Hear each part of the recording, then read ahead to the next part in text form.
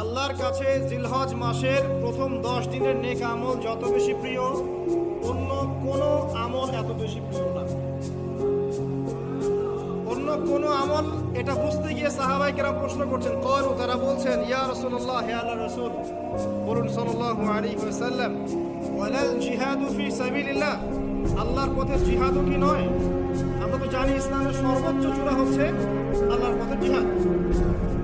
তো নবী সাল্লাল্লাহু আলাইহি ওয়াসাল্লাম বলছেন, ওয়ালাল জিহাদু ফি সাবিলিল্লাহ, আল্লাহর পথে জিহাদও নয়, ইল্লা, ওই ব্যক্তির কথা ভিন্ন, রাজুলুন খারাজা বিনাফসিহি ওয়া মালিহি ফালাম ইয়ারজি' মিন যালিকা বিশাই, কোন একজন ব্যক্তি যে তার জান এবং তার মাল নিয়ে আল্লাহর পথে বেরিয়ে গেছে, তারপরে কোনো কিছু নিয়ে সে ফিরে আসতে পারেনি, মানে সে শহীদ হয়ে গেছে, এই ব্যক্তির কথা ভিন্ন।